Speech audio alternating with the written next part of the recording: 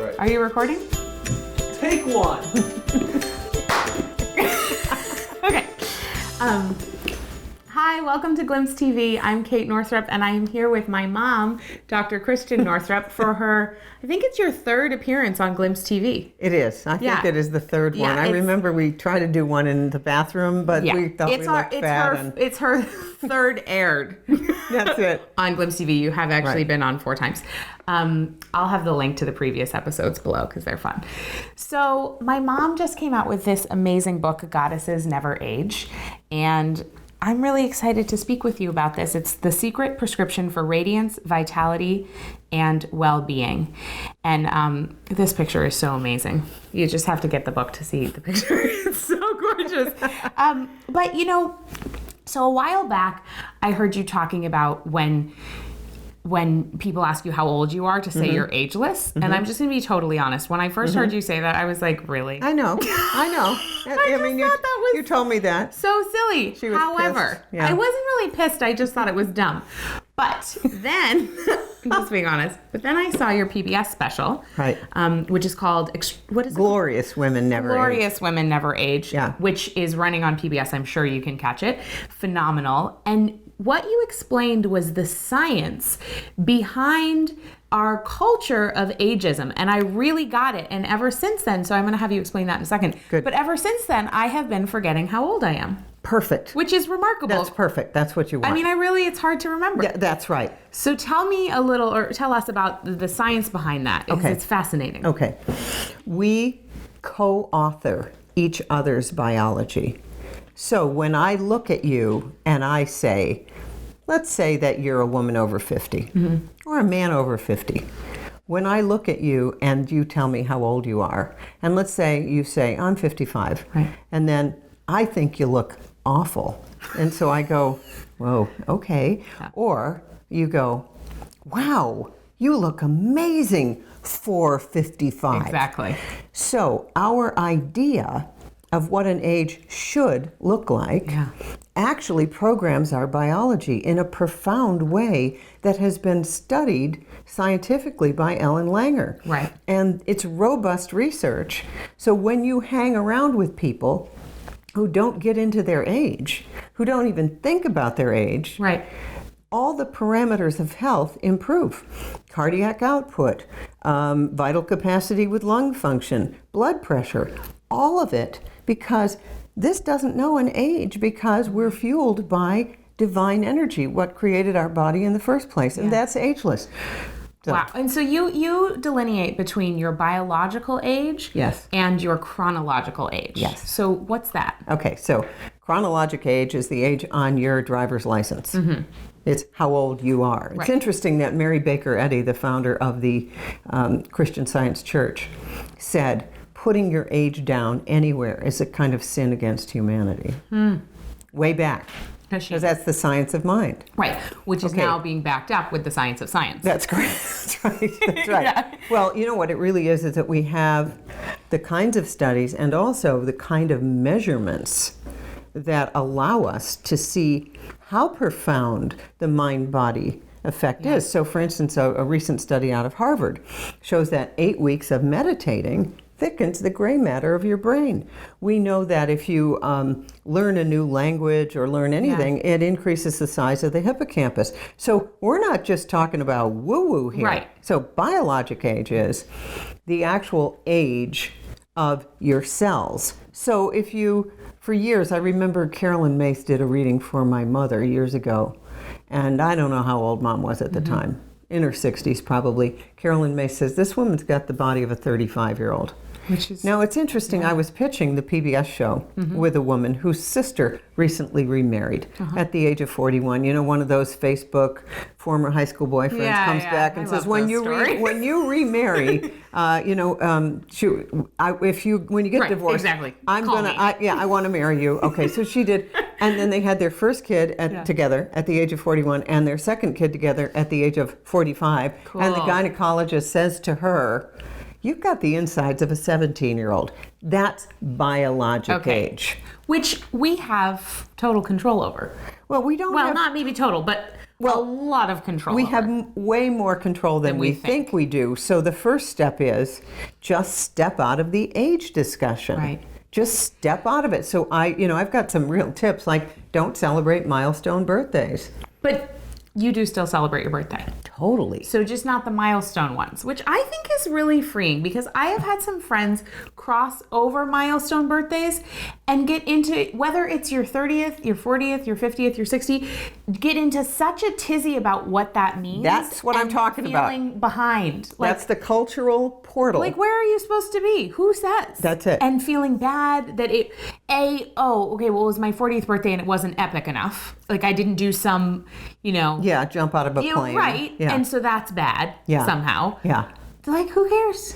The number of years you've been on the planet. Well, let me tell you what else. Nothing. That's right. So Mario Martinez says, just celebrating that you got to a certain age is worthless. What we should be celebrating is meaningful accomplishments, meaningful goals. So let's say that, you graduate from college. You'll notice that in our family, we do not show up for family members' birthdays so much. We do for mine. I like for that. yours and mine. And because we like Just them. ours. But and Annie. But we all show up for graduations. We show up like when Mom was named, one of the most influential women in Western New York. We show up for the stuff, right? The accomplishments. But just because you got older isn't. So during a birthday celebration, I know you have some practices that you do to kind of acknowledge the year. Right. Without it being about aging. So can you talk about how you celebrate your birthday? What I like is to be, one of the things about agelessness, you need a tribe. Because everyone who's healthy after the age of 100 has a tribe that really supports them. So I make sure that I'm only with people that I really love. Yeah. And then we do what we did this year, which I loved, the Trinities, where people do a gratitude, a brag, a grateful.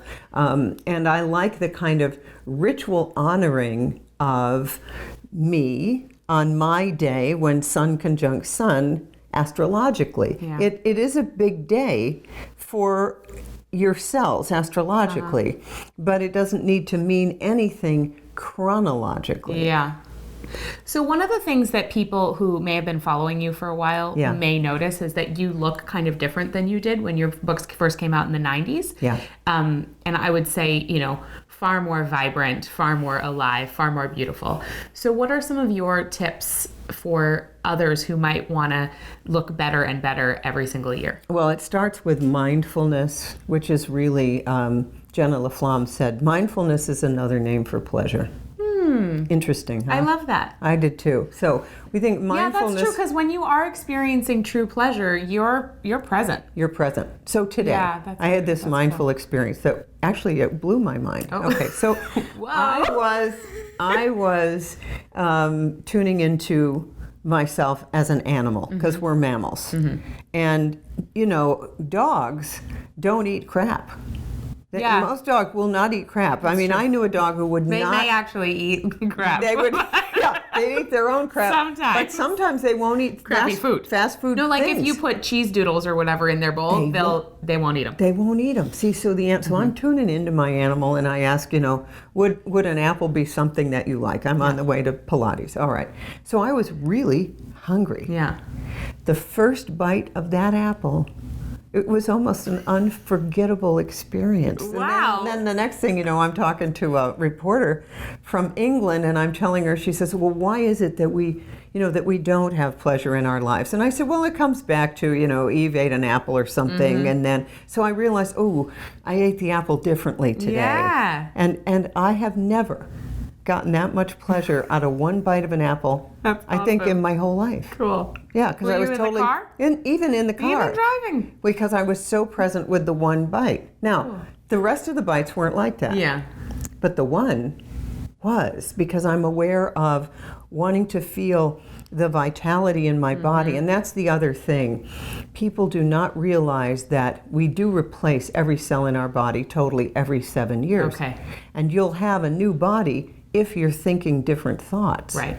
And from the thought, from the belief, doing different activities. So what are the ones that you have to get over? First of all, you got to catch yourself with the ageist comments. Yeah. At my age, Right. It's too old to learn a language. It's too old to fall in love. It's too old to learn to... The truth of the matter is, which is funny to me now, Yeah. 10 years ago, I believed all that stuff, just like you. I believed it, like it was too late for me, and I was, and all my best years were behind me, and now I've created a life, and this is really important. I thought that what was going to happen is that Prince Charming would come along and he would create my life. Instead, You're the only person who's ever thought that. I am, I know.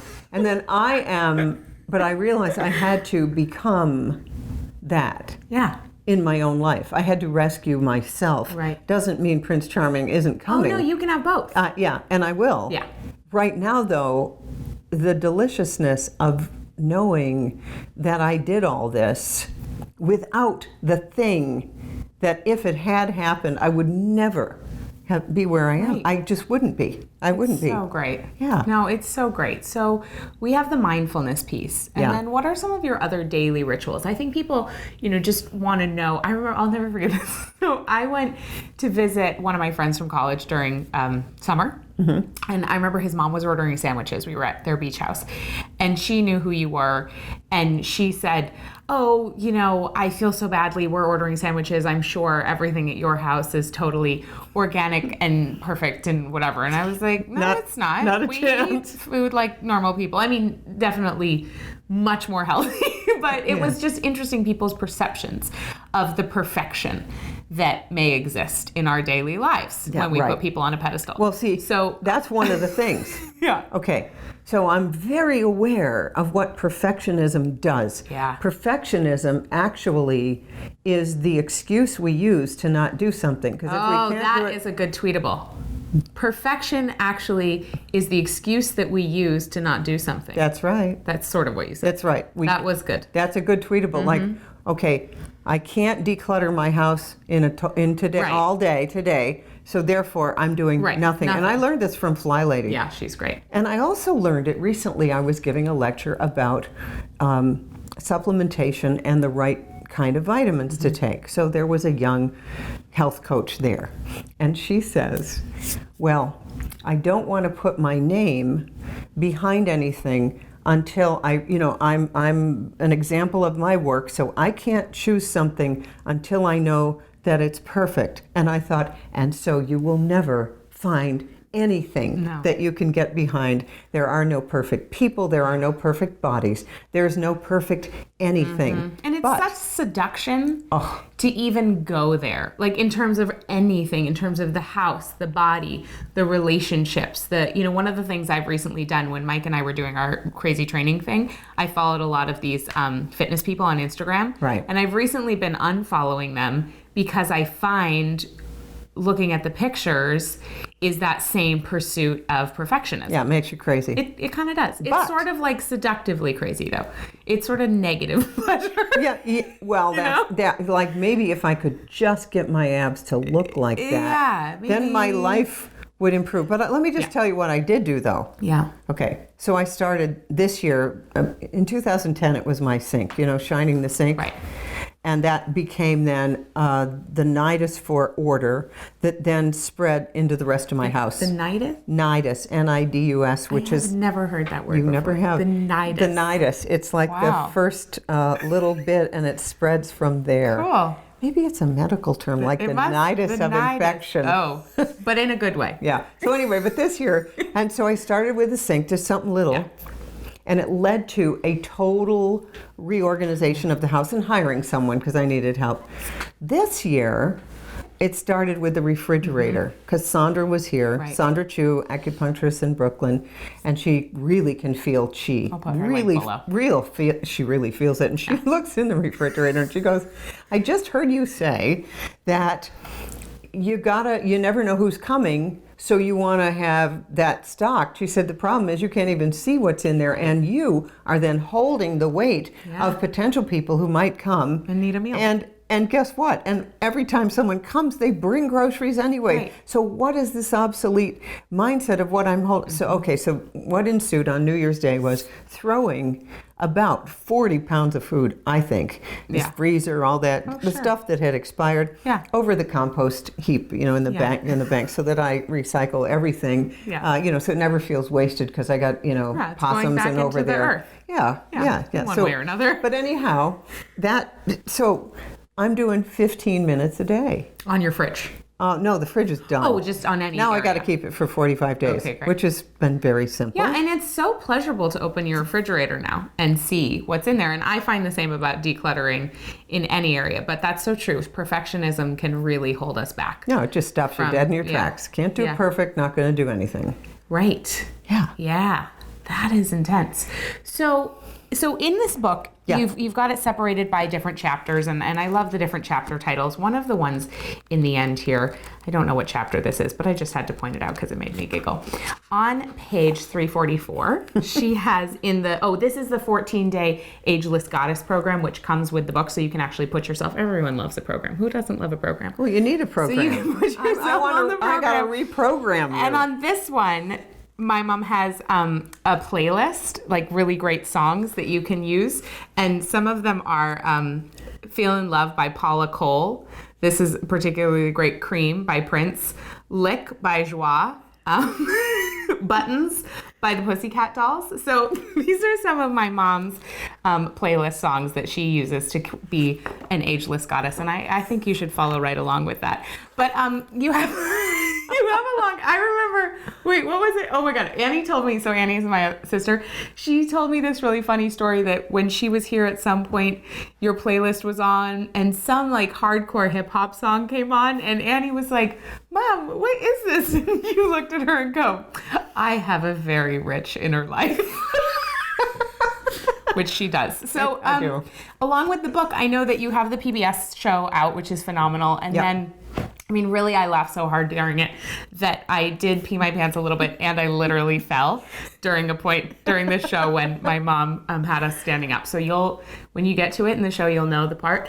And then you also have a course. Yes, I have an e-course. Can you tell me a little bit about that? Yeah, what I love is we've got this 2-month course, and 8 weeks. So every week, you get a new module. And then I'm also doing some personal teaching, so there'll be some calls. Great. But a module in which you go through the practices of becoming ageless. And I want women to do this together because there's nothing. We're going to have a private Facebook. We have a private Facebook page for this. Weigh in. You got to have support for this. Yeah. Co-authoring each other's biology. Totally, because even within some of my friends, already, and we're however old we are, there's still the conversations around, I'm getting older and blah, blah, blah. Should I freeze my eggs? That's what comes up in your in your generation. A big one. Yeah. It's huge. And just, for the listeners at home, what do you think about freezing your eggs? I think that there is a time and a place for everything, but here is the issue.